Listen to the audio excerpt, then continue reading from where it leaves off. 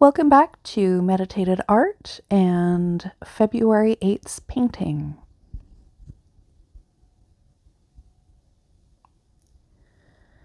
So today I am doing a similar painting as yesterday.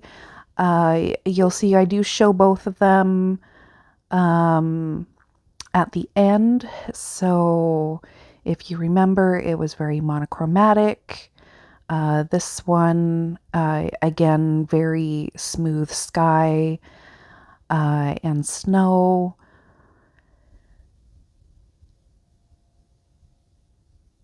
And just trying to get the correct consistency.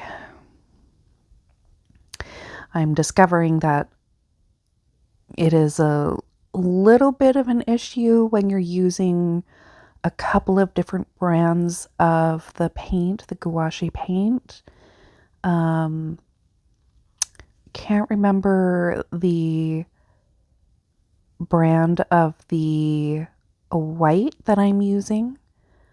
I can see their logo and everything, but I can't remember. But I find their paint is very, very thick, and the other paint that I'm using is definitely a lot more thin.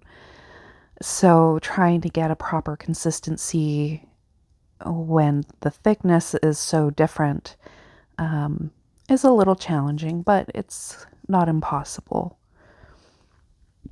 And it's definitely where a flat brush would come in handy. So I'm using my 1/2 inch flat.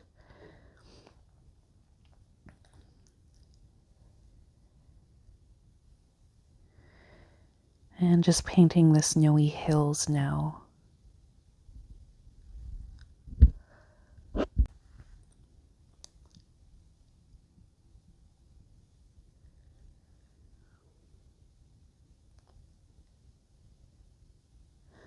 Also trying to paint it so I don't completely lose the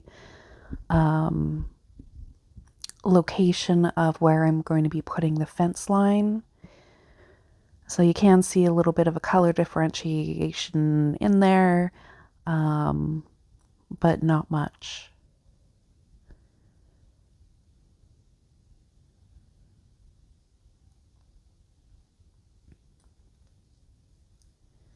And I'm definitely finding these new brushes definitely hold on to the paint and the water a lot more than cheaper brushes. These are professional grade brushes.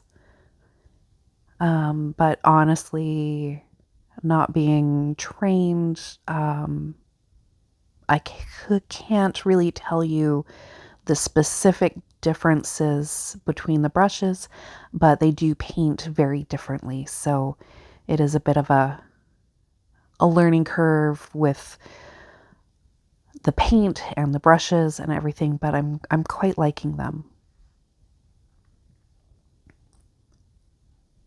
And just trying to lighten up the blue of the sky a little bit. And just adding a little bit of color. Let's sped that up a bit for you.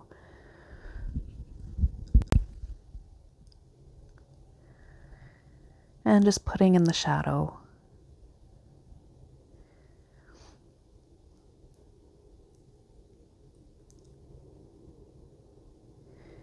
And I'm using this mop brush or whatever the heck it is,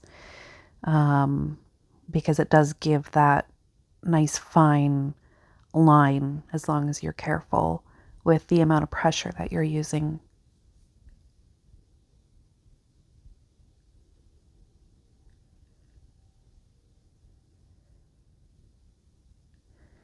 And I was tempted to move the book to have the angle a little bit easier to get to, but I'm trying to keep the book in the same position to make it easier for you to see what I'm doing. So if you do follow along, feel free to move your book in whatever direction you need to get it done.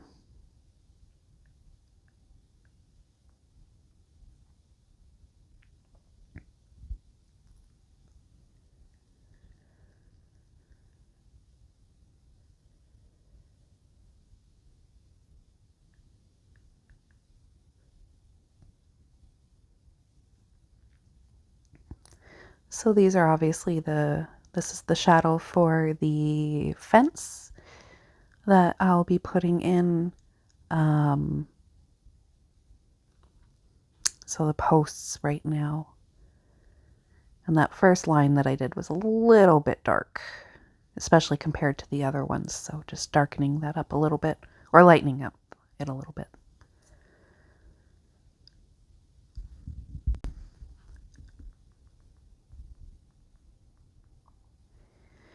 And speeding up again because I have been avoiding putting in the paint in my palette at the very start because I don't want it to dry out.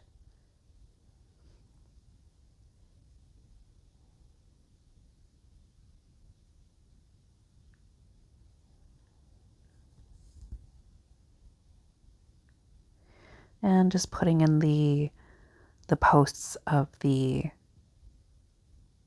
fence now.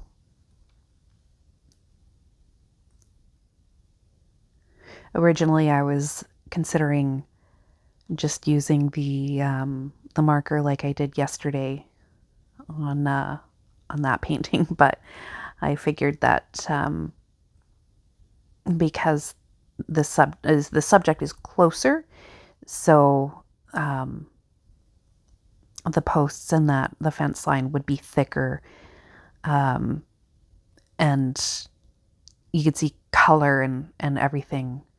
So I decided to use my 1/8 inch flat brush, which works quite well for the fence posts.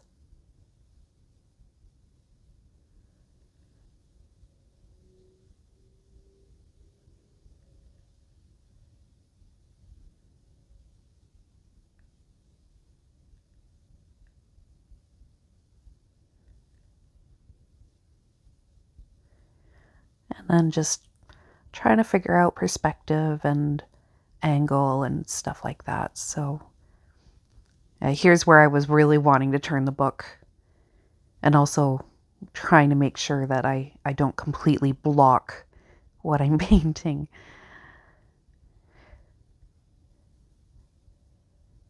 And the white paint's a little bit wet still, so it's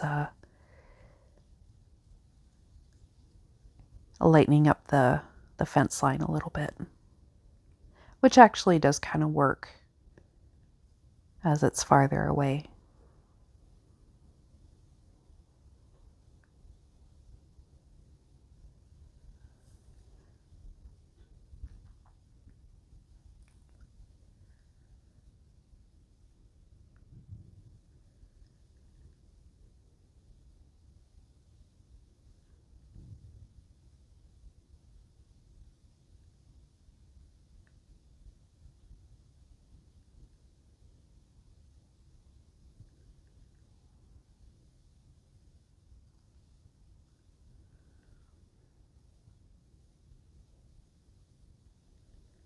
And the fence line doesn't need to be perfect. I remember the wooden fences at my grandparents' farm growing up, and I don't know where they got their wood, but definitely not from a Home Depot because they were all different shapes and sizes and everything like that, and they just got wired onto the post and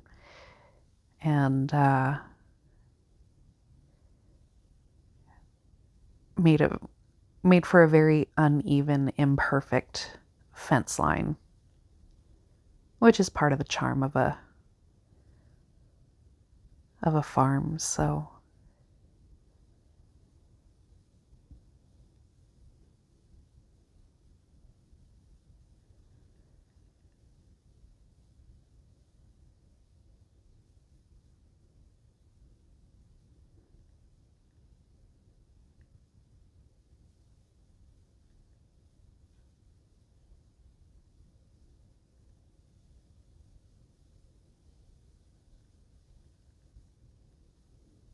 And just more fence. It is a bit of a tedious process, but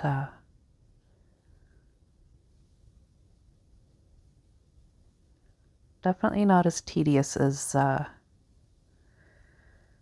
trees can be. And I have another one coming up with this one too, so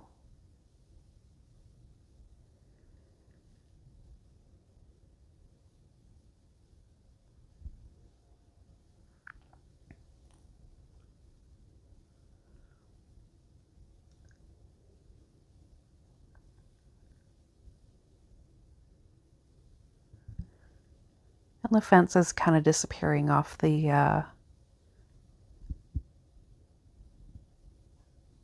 hill, the snowy hills, so you don't see the full. Yes, it was a wine day because it was one of those days. And I can't remember what I was saying. That's okay.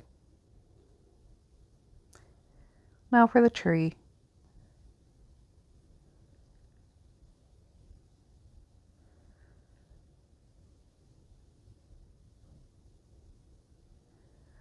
Trying not to make this one terribly symmetrical.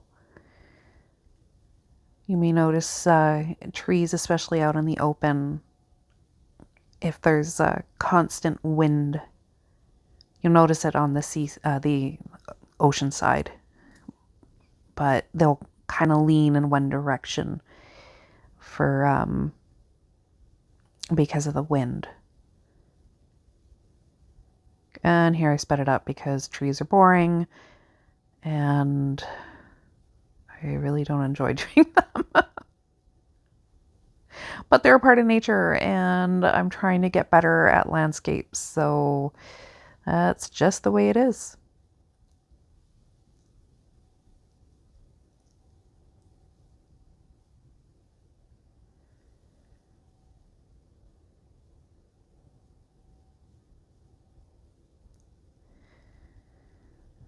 So this one here is an evergreen that I'm going to be doing. I really should have moved my wine because I kept on trying to clean my brush in my wine. So this is the first time I've used the fan brush ever. I've never used a fan brush before. And holy hell, I am a fan. I love using the fan brush. It is so easy to do evergreens.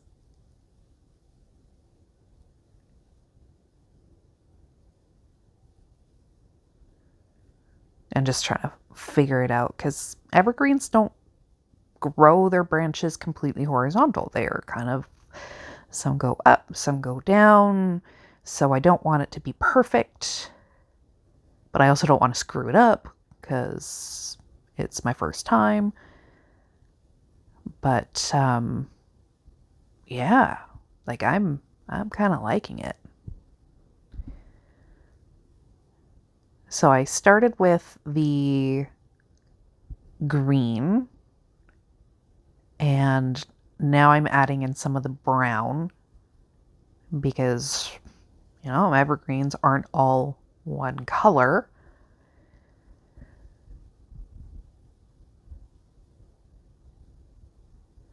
And because there's sun coming in on that side, I am adding some highlights. Maybe a light dusting of snow or something, I don't know.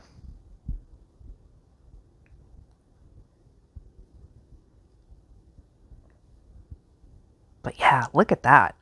So much easier.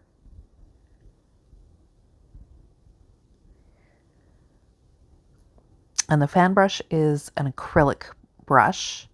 I don't know if they have fan brushes for watercolor. It doesn't seem likely, but because gouache can be used as a, you know, as a watercolor or a little bit thicker like an acrylic, it worked beautifully. It was amazing. And again, more stinking branches. I was very, very, very, very, very tempted to get out my pen and draw them in, but decided to grab this brush, whatever the hell it is, because I am finding I can get some very fine brush strokes using it, as long as I'm careful. That wasn't as fine as I would have liked, but oh well. So just adding a little bit of lightness to some of the branches.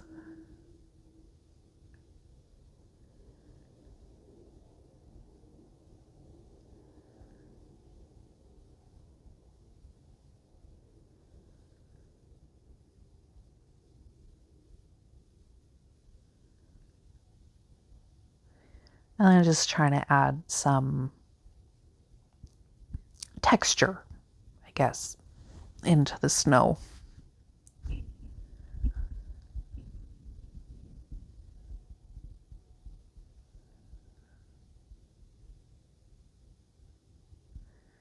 Just trying to find the right color. Wasn't quite getting there.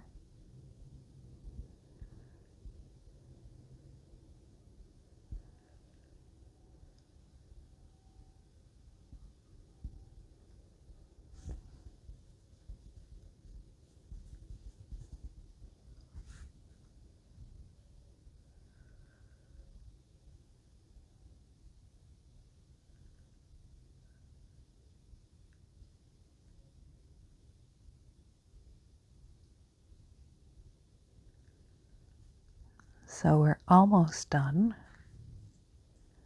Just trying to get the snow texture better.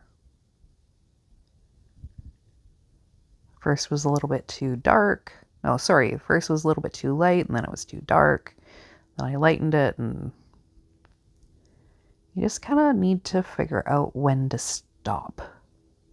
And I sometimes have that problem.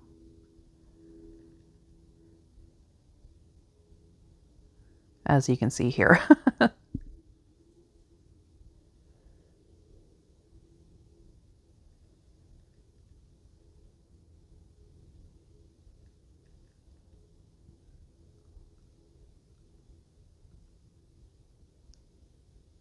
Okay, come on.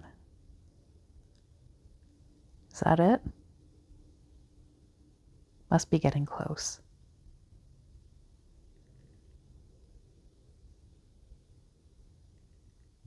Yeah. So now the fun part of removing the tape.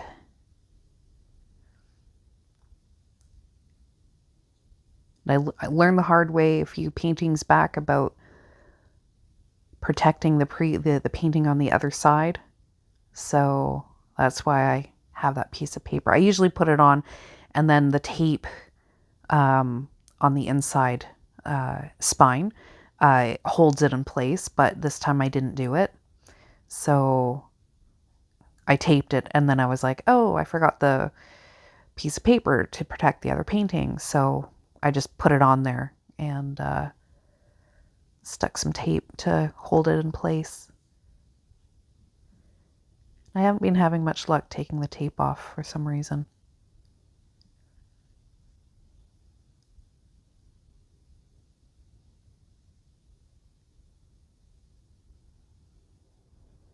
And I'm just hoping that it does not tear the paint on the other side. Which it didn't. So that made me happy. And there's the other painting. And there we go. Thanks for watching. See you tomorrow.